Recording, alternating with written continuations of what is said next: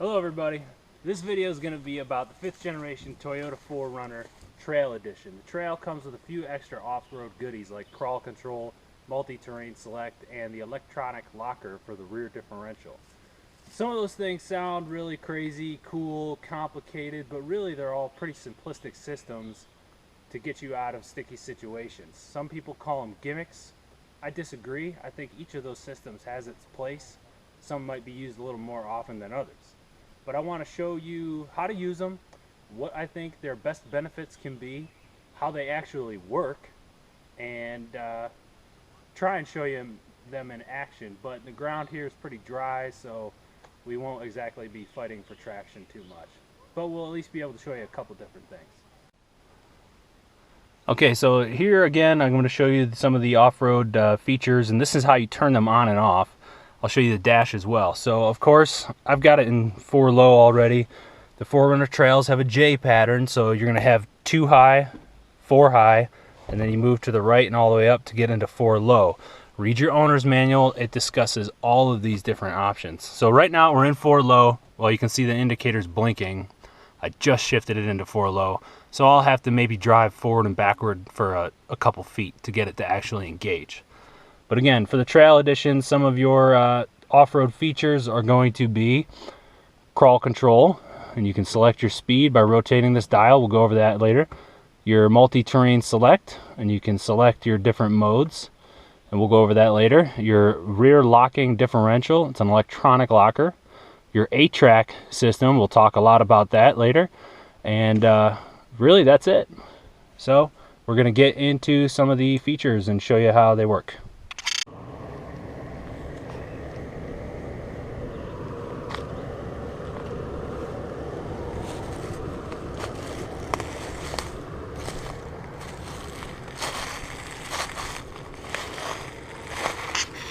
So we did that sweeping view to show you the 2 logs. We have a log underneath the left side front tire, and we have a log underneath the right side rear tire. Now, when the 4Runner is in 4 low, which it is right now, you're going to be essentially just driving with open differentials front and rear. There's lots of great YouTube videos. Google it, what open differentials mean, but basically one wheel on the front axle is getting most of the power, one wheel on the rear axle is getting most of the power. So in this situation, we have a high likelihood of losing traction and slipping. So I'm going to try and make it slip. Here we go. 4 low.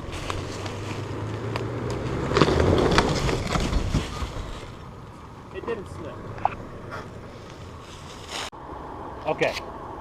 So we finally got her in a spot where we finally lost traction in 4-wheel low. Again, 4-wheel low for the trails is like open diffs. 1 wheel propelling in the front, 1 wheel propelling in the rear, typically. Now, one way you can defeat loss of traction is using A-TRAC. A-TRAC is a fancy name for active traction control or just off-road traction control. My brother's Jeep Wrangler Sport X has a version of this, but it's always on. It cannot be selected on or off. My buddy's Nissan Xterra has a version of this. So this traction control system is going to pulsate the ABS brakes at each individual wheel, depending on which one needs it. It's going to take the wheel that's slipping and brake it just a little bit so that the torque is going across the axle to the other wheel, the one that has grip. So here's a demonstration of A-TRAC noticing slip, fighting with the brakes, and allowing traction to occur. All right, go ahead and back up and we'll see if this works. Wait, I turned A-TRAC off to show you how it's slipping. Okay, so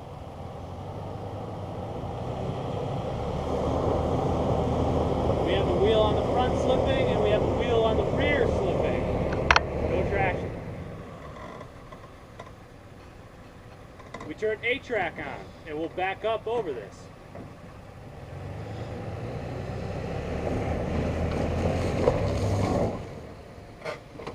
That's it. Okay, so I should note that the A-TRAC button, the traction control feature, which you can turn on and off, that's really best use I've found for hill climbs, especially with loose dirt and loose rocks. That can allow you to, once your wheel slips, it'll bite and it'll send traction to the other side and allow you to get up and over larger boulders and larger rocks and roots and stuff. The next feature I want to talk about is sequential mode. Sequential shift mode is not sport mode. This does not hold whatever gear you are in. It simply limits you to gear 1 through whatever you had it set at. So I'm going to shift into sequential mode from drive, and you can see it shows S4. That means I'm using gears 1 through 4. I like to use this on the highway when climbing hills because it keeps your transmission temperature down by keeping the torque converter from locking up. So we've got ourselves a pretty gentle hill descent here, but I just want to show you how you guys can switch into first gear to do a hill descent and just let the engine compression and all that keep you from going too fast. So my foot's off the brake. I'm just using engine compression right here. Engine braking. That's best used on steep hill descents when you don't want to use too much of your brakes because they'll lock up and your front wheels will become ice skates, skis. So again, make sure to go to your manual, which explains all these things, but it doesn't explain them in the same detail of exactly how they work. So just to show you, there's A-TRAC. When A-TRAC is turned on, A-TRAC's turned off. The next feature I'm going to talk about is multi-terrain select. The best way I can explain multi-terrain select, which is a super fancy, silly name that they are putting on all these cars and trucks these days, this is just selectable A-TRAC, meaning you can select the severity or the intensiveness of when it kicks in or not. So I'm going to turn it on, and you can see by the little 4Runner driving over the humps there that the system is on. So you have it from light to heavy. Right now it's on the 3rd setting, which is mogul. I turn it to the left, it says loose rock. I turn it to the left once again, it says mud, sand, and dirt. It's also used for snow. All that is the level of intrusiveness. It uses the traction control system, so A-TRAC. So this one, it'll wait for your wheels to spin, and then it'll apply a little bit of brake. This will bite a little bit sooner. Mogul will bite even sooner than that, and on rock mode, it will prevent wheel slip almost instantly. That's good for climbing over boulders and stuff when you have high traction situations. So, multi-terrain select, it's just different levels of A-TRAC. That's it. It uses the ABS system exactly like A-TRAC does. And the last feature I'm going to show you before I show you crawl control is your electronic locking rear differential. This button right here. Press it, and you get a little blinking indicator with an X where the rear diff is. Now, it's blinking because it's saying I'm trying to engage.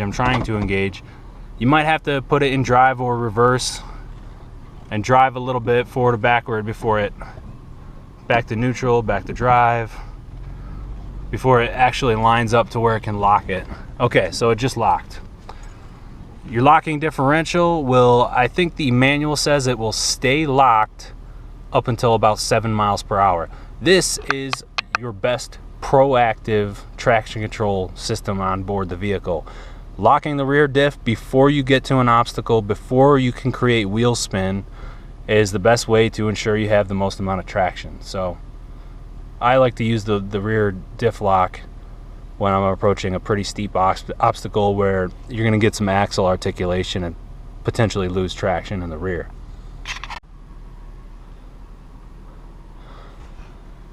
So there's the rear locker, A-TRAC, multi-terrain select, and 4-low and all that. But one thing I do want to point out about multi-terrain select is the first setting, light or mud, sand, and dirt. I think on 2015 and 2016 4Runners, that information is displayed over here. When you're in 4 high, you can select light or mud, sand, dirt. which I've never had to use ever. A good set of tires and two-wheel drive is going to get you through plenty of snow and things like that, and then four-wheel drive on top of that. But that is an option to prevent slip when you're in 4 high. Once you switch to the other modes, it'll indicate to you that you have to shift to 4 low to engage those. And the mode which is going to give you probably the most traction for a difficult hill climb is going to be crawl control. We're going to discuss that. Now, your second option would be to engage your rear locker and engage A-TRAC. A-TRAC can handle the traction between the 2 front wheels, making sure that whichever one has grip has it, and then you're having your rear locker on, of course, is going to have both wheels spinning at the same rate. So that is also a good option to have for maximum traction. But crawl control modulates the throttle and modulates the brake. I'm going to turn it on for you. Oh wait, I'm in park, so I can't turn it on. Well, I'm going to hand it off to the camera off to my wife here, and we'll show it by doing this little hill climb up ahead. But crawl control uses the ABS system. It sends it to any wheel that needs it, and it also modulates the throttle. So you are going to be able to crawl up or down any obstacle without touching the gas or the brake. Again, we're going to show you this little hill climb. The system makes a lot of noise because it's pulsating the brakes so rapidly, but this system probably gives you the most traction. Again, guys call it a gimmick, but I think it's an exceptional tool, especially if you're a beginner driver. You may not have a lot of confidence and you just want to focus on steering and paying attention to your spotter's directions. Well, crawl control can help you to do that. So, engaging crawl control. If I'm not mistaken, your speed selection is between L and H, and you have 1, 2, 3, 4, 5 settings. I believe that's 1 to 5 kilometers per hour. It's really slow on low, and I'll show you low, and then we'll kick it up. You can adjust this dial as you're driving. You can also brake halfway up the hill. Say your spotter says stop, stop, stop, because you gotta put rocks on underneath a tire. Well, you can press the brakes, let someone put some rocks underneath there. Well, that sounds dangerous, but you know what I mean. And then you can let go of the brake and it'll resume crawl control up a hill.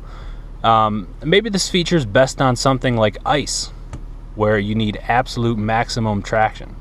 All right.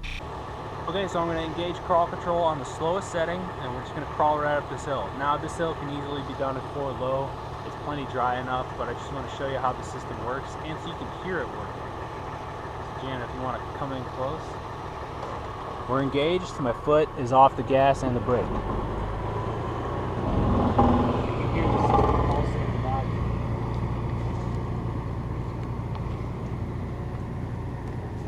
So, I just press my foot on the brake. Say my spotter's telling me to do something else. Okay, I'm good. Now I can let off the brake and resume.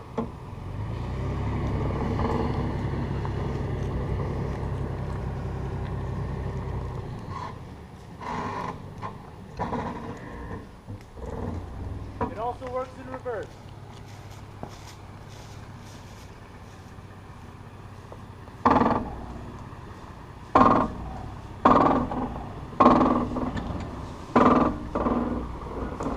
And that's it. That's crawl control. Pretty useful feature for very certain situations.